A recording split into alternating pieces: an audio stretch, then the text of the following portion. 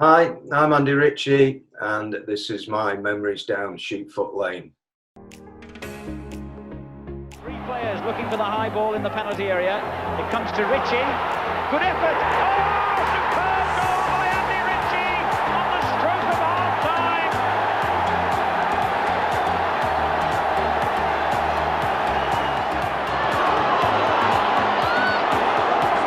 Good run. It's Gunnar Haller. Haller up against Adams. There's Ritchie! They're in with a real chance now of survival. Again, it's a good one, and it's gone. It's another goal. Amazing. Ritchie.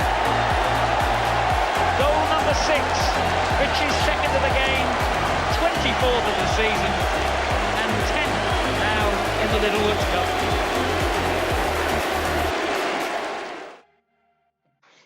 Welcome, Andy, to our first trip down Sheepfoot Lane.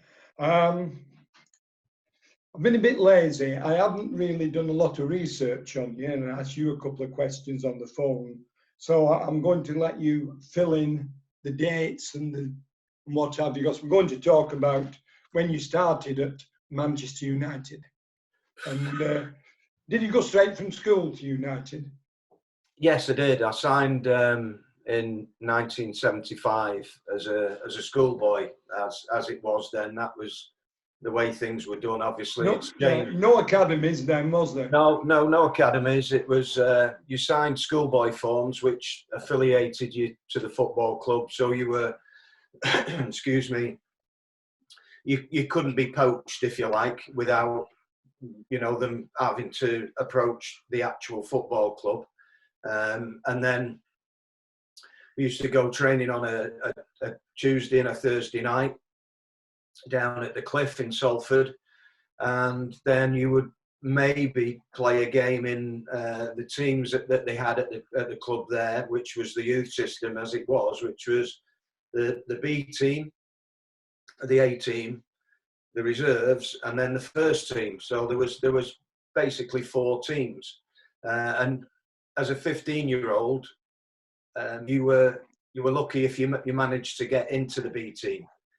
I did. I played for the B team quite a few times, not regularly, but I played when I was 15. But it was more when you signed as an apprentice at 16 that then you played in the B team or the A team if you were a little bit more advanced. And maybe sometimes a little bit earlier you might play into the reserves and then work your way into the first team. Yeah. How long did it take you to get to the first team, Andy? Yeah, it was 1977. It was Boxing Day, and it was away at Goodison Park. We played away at Everton, and we won the game 6-2. Did you score? I didn't. No. I got concussed. I got my head. Well, you might have scored. You might have forgot it, Andy. I might have done. Yeah. I can tell you who caught me with the boot. It was unintentional. It was.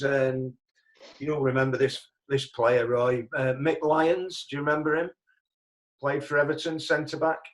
Yes, I do. Yeah. I can actually. I was diving to try and get to a ball in the box, and he caught me with his boot. And I don't know whether I was sort of knocked out or anything. I can't remember, funnily enough, whether I was or not. But there was none of this, the knockout rules now. And if you, no, you just got staggered back on, didn't you? Yeah, got up, magic plunge, and you away you went. Yeah. Who was your manager at the time? When I first signed, it was Tommy Docherty. When I signed as a schoolboy, and he was who I went down to Old Trafford with the chief scout then. If I remember rightly, I think his name was Norman Scholes, and a Gordon Clayton, I think his name was his assistant, and they took me and my dad down to Old Trafford, and I signed the schoolboy forms while Tommy Docherty was there. and he welcomed me to the football club.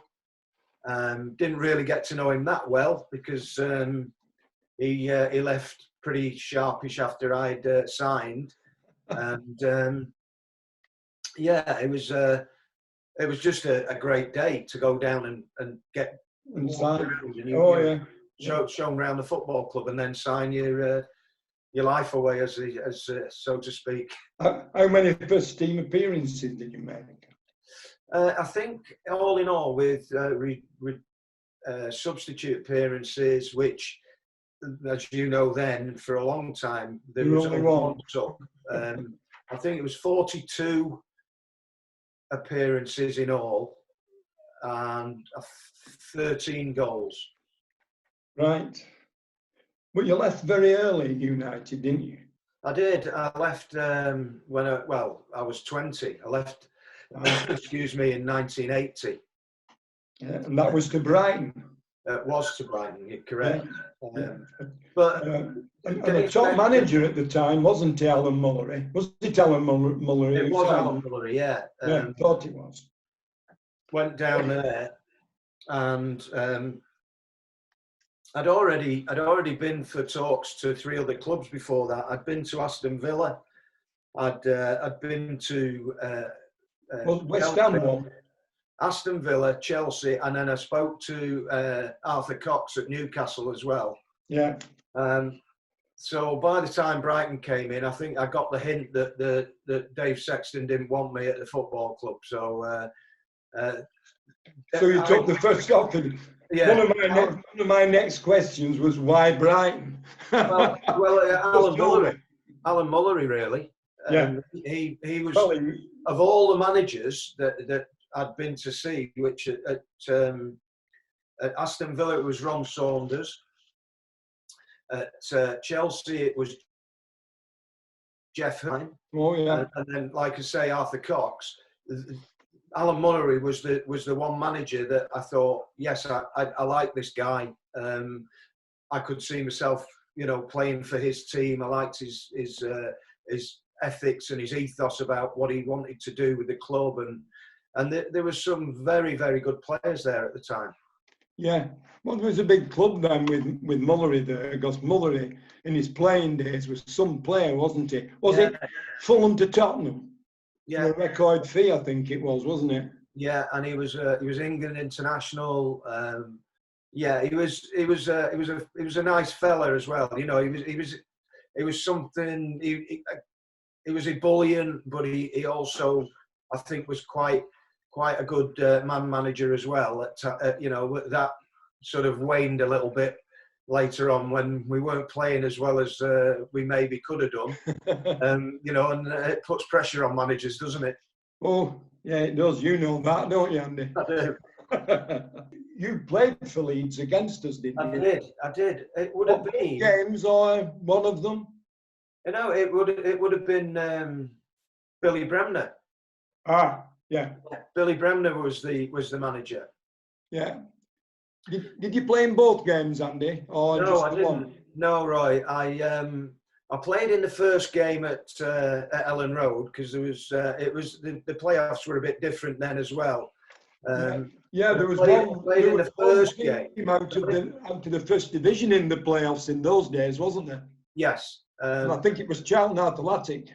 That's who we played. Was bottom. There were just 4 teams in it. Yeah, that's right. I played in the first game and I was injured. Which was the same when we actually went and played Charlton as well. I played in the first game down at Charlton. Yeah. Then was injured. Again, I was struggling with a hamstring injury and it just kept sort of flaring up. And then we had to go to a playoff game at Birmingham in the end because we were sort of at loggerheads. Nobody had won after the 2 games, home and away. We had to have like a playoff game, and that was down at Birmingham. And unfortunately, we lost that 2-1. All right. I mean, then followed what Joe Royal called a season of discontent.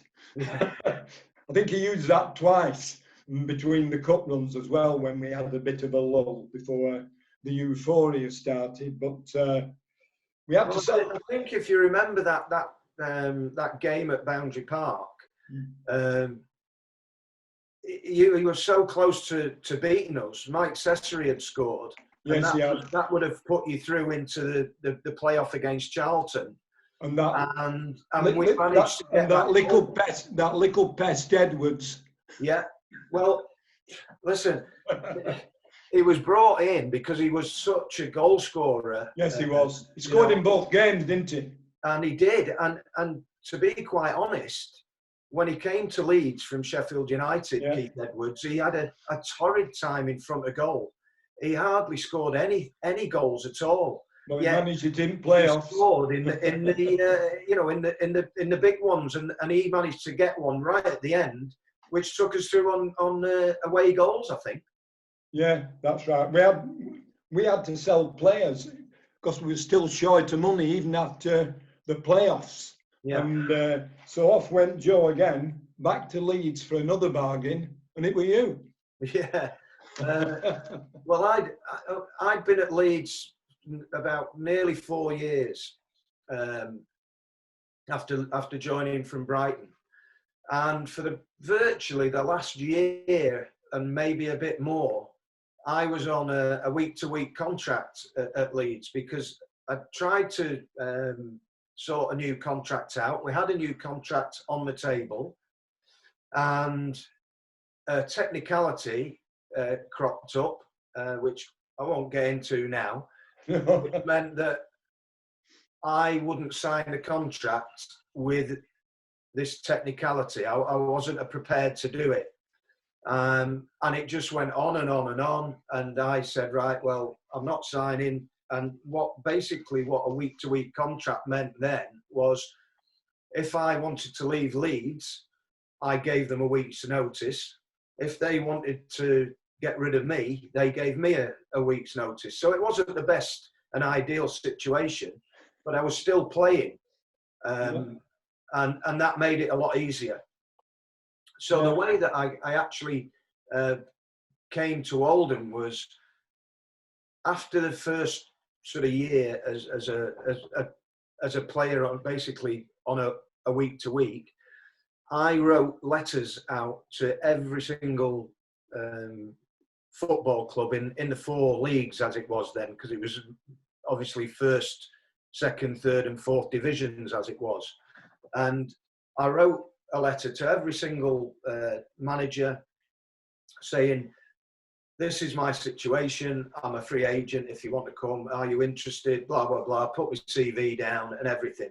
And I got a few replies. I was very close to signing, not signing, to going over to have talks with the French club Brest. They had shown an interest. And just as I was about to go over to have those talks, Joe Royle phoned me up and just said, listen, Andy, obviously we've played against each other quite a lot because we seem to be pitted against each other in every competition. And I knew the players. I knew that there was some good players at Oldham. He said, will you come over and have a chat? And basically within 10 minutes of me meeting Joe, I was sold on signing for the football club. He was just fantastic. But it meant then when I said to Leeds, listen, I'm leaving, there was still the compensation claim that had to be sorted out, and that went obviously to the Football League, and I ended up signing for £50,000, which I know Joe and the board were very, very pleased and about that, because Leeds had shot themselves in the foot with other offers that they gave me of contracts, right, were less than the original one that they offered me, which I'd turned down on that technicality. So that played a part in the actual fee being lower than it probably would have been. I might have got up to 100, 150 grand, some maybe even more. But, was you the first of the Leeds players, or had Tommy Wright already come across? No, I was the first No, I wasn't. No, I think Tommy was at Oldham, because when I came in to the dressing room, that's how I got my nickname, Stitch, which actually, you know, stuck with me until, well, I've still got it, because when I came in, Tommy was sat in the changing room, and he just went, "All right, Stitch, how are you doing?" And then it sort of snowballed from there, and the lads just called me Stitch. And it was actually when I was at Leeds that Tommy actually called me Stitch at Leeds, but he didn't really stick that much there, because one morning we were having a five-a-side, and the goals then back in the heyday were steel goals, five-a-side goals, and I sort of gone to headed the ball in, but caught the corner of the goal, cut the top of my eye, had a couple of stitches in it. Next morning when we come out to training, Tommy called me Stitch. As I say, it didn't really stick with me at Leeds, but when I came in that morning and he called it me in the dressing room, all the lads at Oldham just then called me Stitch from then on. Oh, well, there you go. The fans will love that, because it's stuff that fans don't know about, isn't it? Yeah. I didn't know about the Stitch bit or anything like that. And they don't know, a lot of them now don't know about weekly contracts or anything like that. Now football used to be.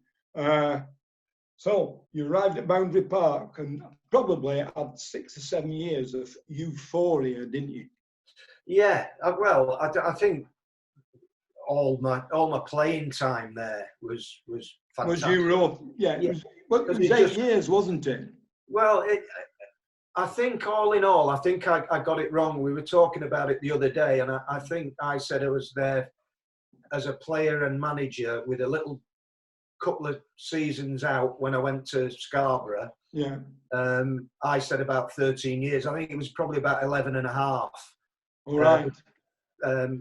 But just everything about it, you know, from us blossoming as a team, the players that were there, and what we did, and what we achieved was just fantastic. Yeah, and my best times as a footballer were at Oldham Athletic, no doubt, and my best times as a goal scorer was while I was at Oldham.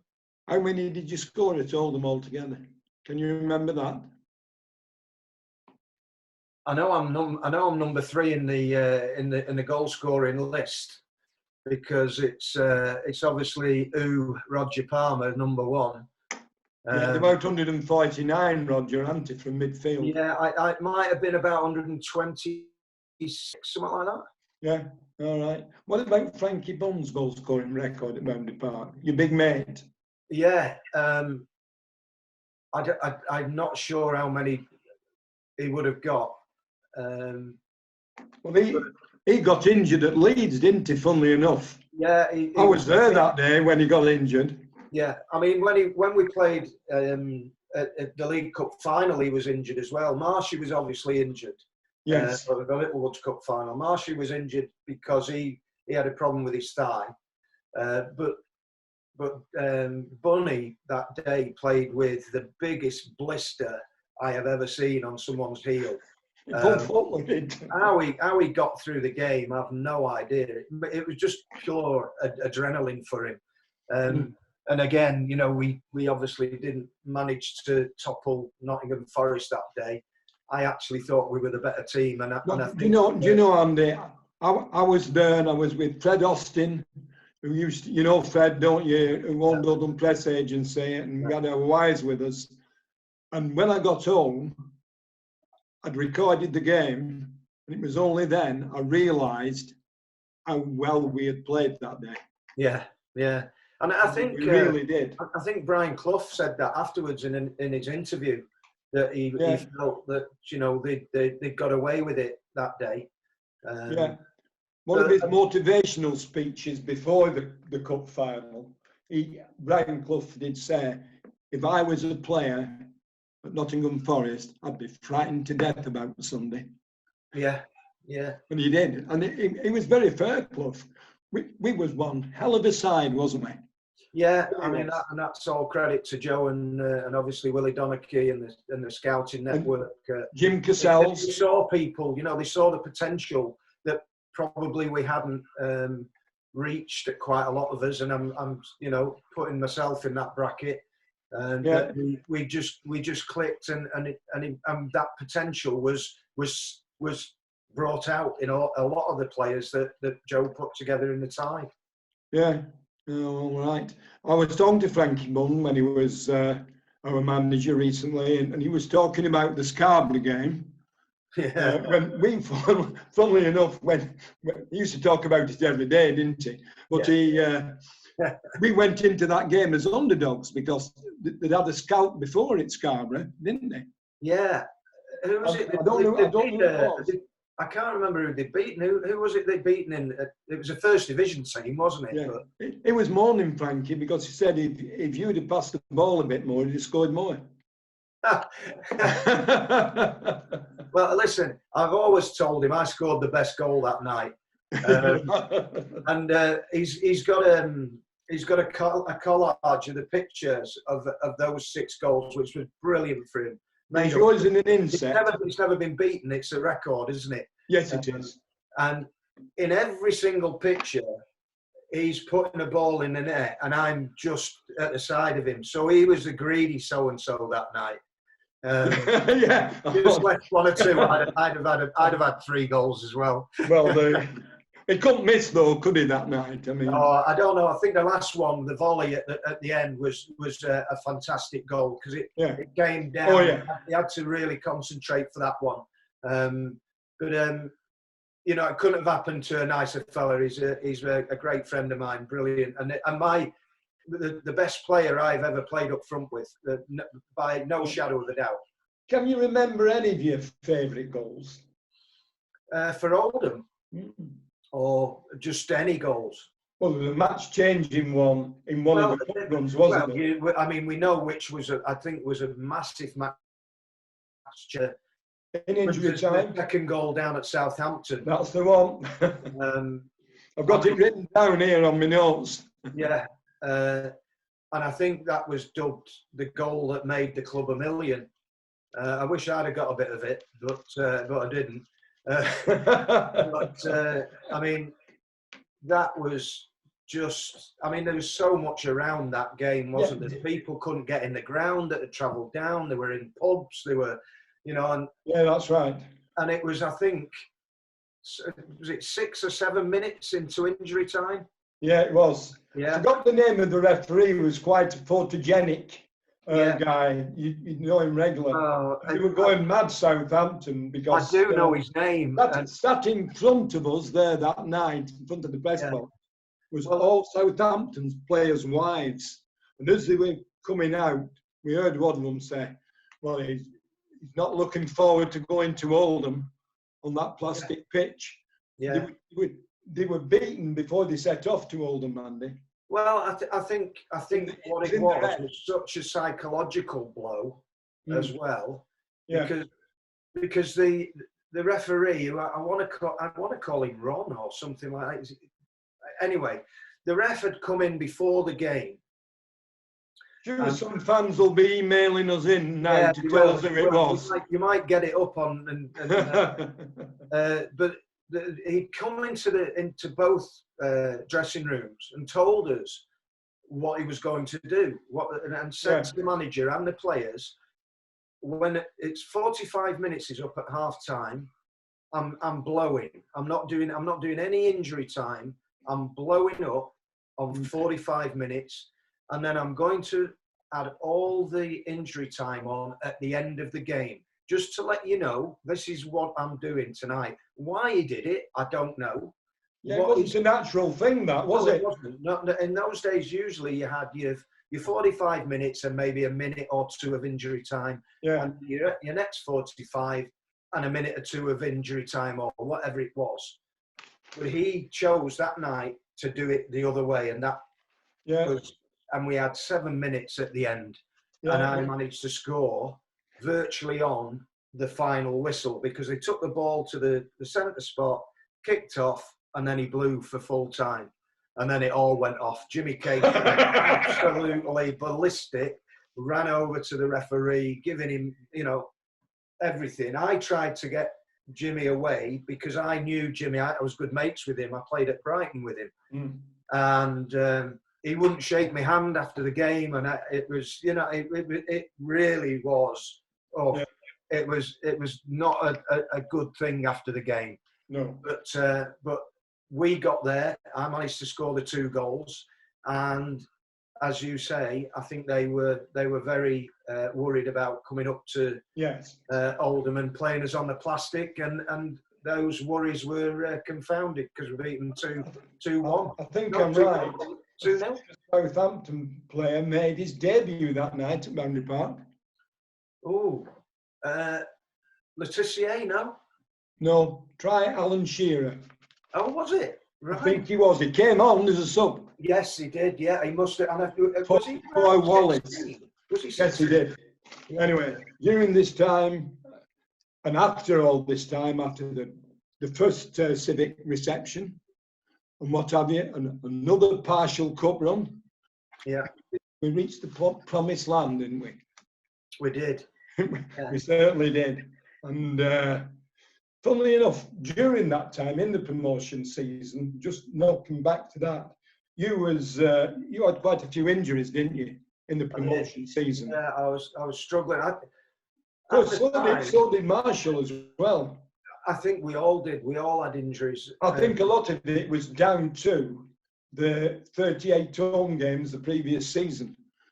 Well, I think it was about 38. We drew that many games and had that many replays, didn't we?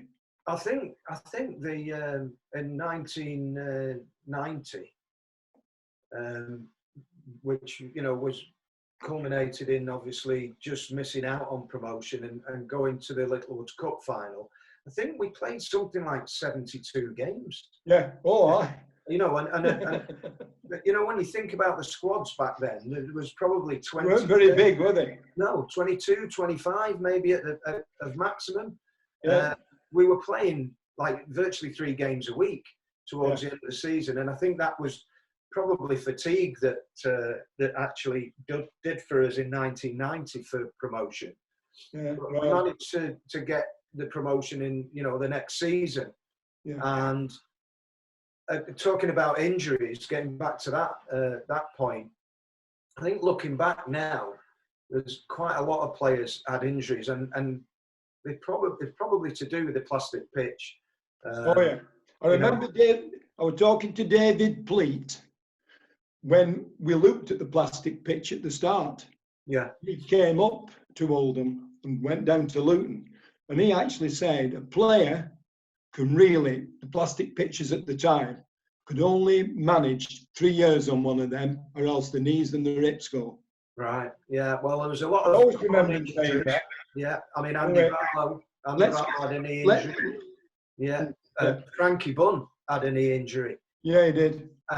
Let's talk about the promised land, because somebody was tapping the stopwatch in a minute. I think we've got about 7 minutes and what have you. Unless we had that referee at Southampton, he'll bang another 8 or 9 on for us.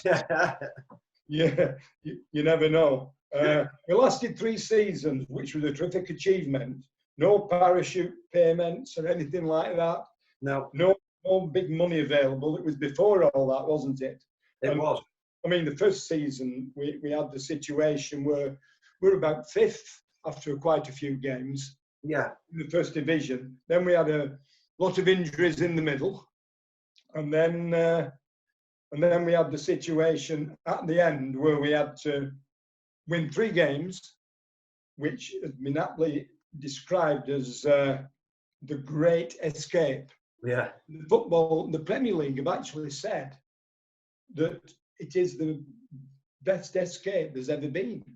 Really? Yeah, we had Aston Villa, didn't we? Away. Yeah. Yeah. Liverpool at home, and then Southampton at home, and Matt Latics, who had us biting our nails. Yeah. Yeah, he took us, actually, in the second half, he took us apart, didn't he? I think he scored an hat-trick. He did score an hat-trick. And he murders us in the second half, and it's the only time I have ever gone out of the press box and went into that little press room we used to have, shut the doors because I couldn't take it, and lasted about 60 seconds, ran back up the stairs and watched it all happening from the top of in the wing stand. Yeah. And we were safe and what have you. So yeah, it was an amazing day. That it was similar to when we actually got promotion. You know, people. Oh, yeah. They're not coming on the pitch. It was like getting promotion, wasn't it, Andy? I think it was. Yeah. I mean, nobody Aston Villa and beat them 1-0 with a Nick Henry goal, by the way. That was a rarity as well. But that actually handed Manchester United the title that season. Yes, it did, because Ron Atkinson came into your dressing room after the game and said, "Don't waste this." Yeah, he did. I think it was Richard Jobson didn't play. We played Richard Graham, didn't we, at centre back that day? I think so. Yeah. We did. I was sub that day. And I remember, because I remember seeing the goal from sort of sitting down on the bench and looking down the pitch to the left as Nick scored the goal, and obviously then running up and down the as pitch, you do, as you do, yeah. And then obviously I think it was the Tuesday night maybe or it might have been Wednesday then, I'm not sure, and we played well against Liverpool. We played really well that night, and I think the biggest thing that I remember from that night was Neil Poynton scoring straight from a corner. I think. And then obviously the game at the weekend against Southampton, we raced into a 3-0 lead, and then I think Matt Letitia woke up.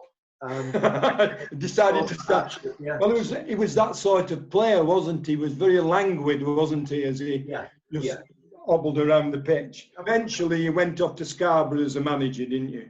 Well, I went off to Scarborough as an assistant manager to Ray McHale. Right. And to be quite honest, it didn't. I just went and played, to be honest. And I think Ray got me there a little bit on false pretenses, because I didn't get involved with any of the decisions. The decisions and what have you. So I just let it flow, really, because I was still enjoying playing.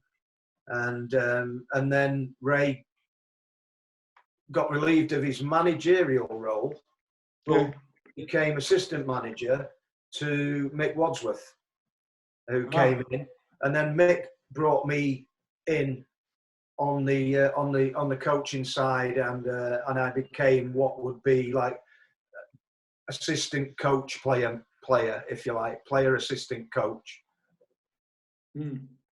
You actually, when you came back to Oldham as a player, you finally became assistant, didn't you, to Neil Warnock, who we used to have a lot of jousts with when he was at Notts County, didn't we all?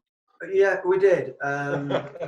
We played them quite a bit, didn't we? There was another team that we got sort of picked against or challenged against a lot of we did. An awful lot. And then you finally became manager. Yes. At Oldham Athletic. It said that the standout bad experience, and this is what you think it's going to be, that you had when you was manager under Chris Moore, was when you were summoned down to his home and he sent his helicopter up for you. Yeah. You didn't like that, did you? Well, I did, to be quite honest, Roy, I've always been very interested in aviation. When I was a kid, I used to go to, I was a bit of an anorak. I was a plane spotter when I was a kid. And so I've always been interested. And the thought of actually, flying in a helicopter didn't bother me at all. I loved it. I thought, I know when you said you were going, you puff your cheeks out. Was it the helicopter and meeting up with Chris Moore again? Yeah, it was probably meeting up with him, but the problem that it got me, and I was talking to the pilot afterwards, and I was sat in the back of it. This was the fastest civilian helicopter in the world at the time. Yeah. And it was fantastic. It had everything, plush seats in the back, what have you. But when looking into the cockpit area, there's the two seats that were in front of you as you sat there, because obviously you were sat sort of four there and four there. The seats went virtually right up to the top of the fuselage. Yeah. There was a small gap. So I spoke to the pilot afterwards and said, listen, what happens if you have a heart attack or you pop your clogs and I'm sat in the back of here? What happens? And he went, drink everything in the bar at the back. He says, because it's gonna on your way down. Yeah. And then I thought, Jesus, what am I doing in here? And then the whole perspective on flying in a helicopter changed. Yeah. We know it's been well documented, your experiences with Chris Moore and what have you. It's actually in my book, so if you buy a copy, you can read all about them again. We won't hear them on the air, although there's a big article in that book that got missed out at the printers, but nevertheless.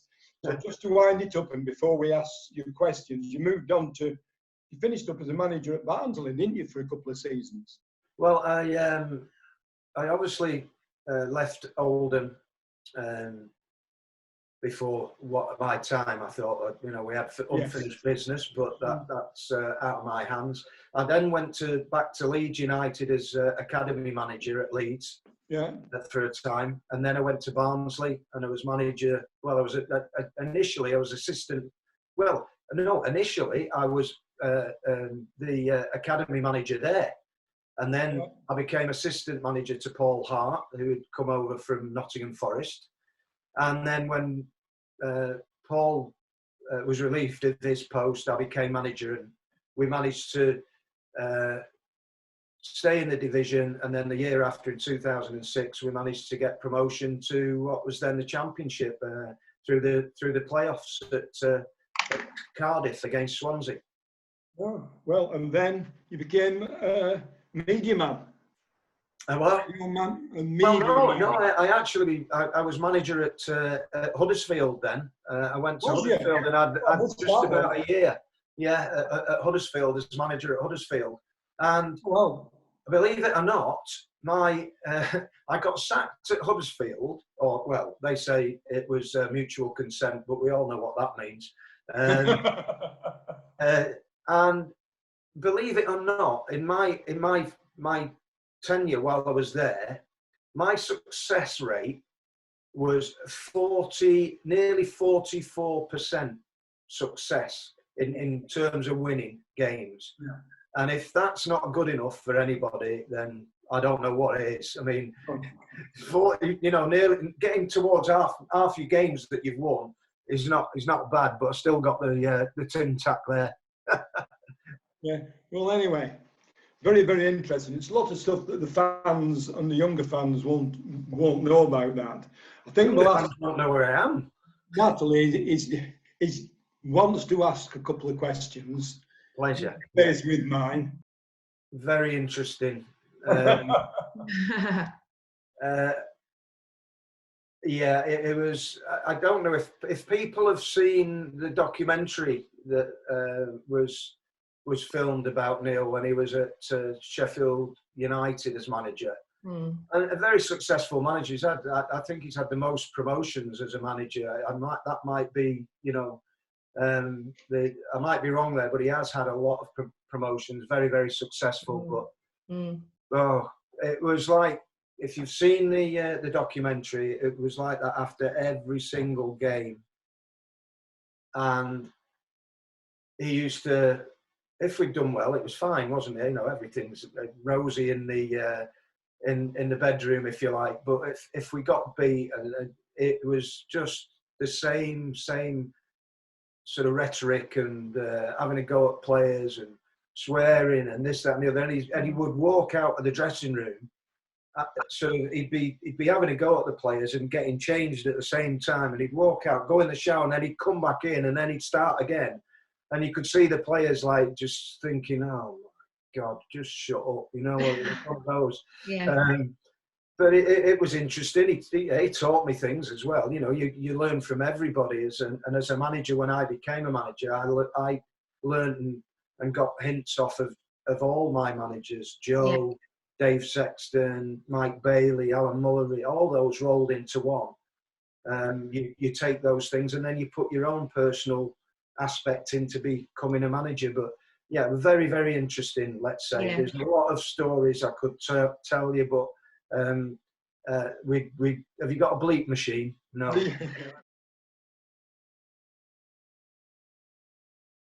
Oh, well, the best piece of advice, I'll start that off, was years and years and years ago. It was at Manchester United. And when I first joined the football club and was there as an apprentice, and I'd got into the first team setup pretty quickly. As I say, the manager was Tommy Docherty, and his assistant was a fella called Tommy Kavanagh, who was a little Scouser, very vociferous, very aggressive. That's the way it was when in those days. It was very un-PC, really. You know, and when you think about, you know, the hairdryer that you call, you know, Sir Alex Ferguson, well, he must have learned that off of Tommy Kavanagh, because his hairdryer, I'm sure, was worse than Sir Alex's. No disrespect. And he used to give me so much stick, absolutely every single morning. I used to come off the training pitch and I'd be like, just get off me case, you know. And then one morning, we'd finished training, and we always used to finish with, at United, we always used to do finishing. We all, whatever type, whether it be shooting, crossing and finishing, heading, whatever we did, we always used to do finishing. And everybody did it, not just the forwards. It was everybody in the team. And we'd finished, and I was walking over the pitch at the cliff to go up into the changing rooms. And I can't remember whether he'd had a go at me that day. He probably had, because it was the norm. And he shouted me. And he used to call me lager legs, because he used to say that my thighs were that big, they looked like I had 2 barrels of lager in my legs. So he used to call me lager legs. And I heard him, "Hey, lager legs." And I thought, oh, what have I done now? So I turned round, walked over to him, and he'd been training with us. He used to have a bad hip as well. So he used to waddle around the pitch, and we'd have a five-a-side. And he used to, when he was shouting, he used to sort of spit all over himself as well. Lovely, lovely person, as you can imagine. So he's got me, and he's put his hands on my shoulders, and he's like, you know, no social distancing. He's sort of right in my face. And he said to me, he said, "I know what you think of me. You think I'm a, you know, and expletives come out, and you think this of me and that of me." And I'm lying through my back teeth. I'm going, "No, Cav, I don't. And he went, "Listen," he said, "the time I stop shouting at you is the time to worry." He said, "because I've given up on you then. Now, off and get into the changing room." And it hit me like a bolt out of the blue. I thought, God, he's shouting at me because he believes in me. He thinks he can make me better. In his own tin pot way. And that was the biggest piece of that I can remember that just went like that. And I just thought, right, I want him to keep shouting at me. And it spurred me on again, if you like, in a backward sort of way, if you get my meaning. There's one that unfortunately I didn't play in, which I would love to replay and be involved in, which was obviously beating Sheffield Wednesday to win the second division title. I was injured that day. I had to watch and suffer it from the stand like Roy and many others did. But replaying, wow. There's so many games that I'd like to play again, you know. I'd like to play I'd obviously like to play the Littlewoods Cup final again, because I'd scored in every single round up to the final, and just not managed to get the, you know, that final goal, which might have helped us to win the game. Yeah. But I think that game down at Southampton we talked about just before with Roy was a magical game for us. It was just everything that went with it, and the history around the fans not getting into the ground and all that, and then actually finishing it off at Boundary Park. But one of the big ones as well that I'd love to play again was beating Arsenal at Boundary Park as well. Oh wow, yeah. And personally, it was a good game for me. I scored 2 goals that night, and I don't think anybody thought we were, even though we'd beaten a lot of top clubs at that time, I still think everybody may thought that was a bridge too far for us that night. Okay, we're playing them on the plastic. They didn't particularly want to play on it, and that was the only problem with the plastic. It was in the minds of the teams that came that they didn't want to play on it. No. And exactly that was the opposite. If you played football on it, you were a good side, and that's what we did. Yes. But that night was fantastic. We beat them, and I think they were top of the first division at that time. I have done. I've not recently, because I work at Old Trafford now on match days, and I did come to the games when Bunny was manager, and I did come to games when Shez was manager, because big mates with John Sheridan as well. And I got to, I think, one of the games when Scholesy was manager as well, because of good mates with Scholesy. But I haven't been for a couple of seasons, just not been able to get there. And I have done a couple of co-coms on games in the last couple of seasons, but not been regularly, no. Pleasure. Keep the faith.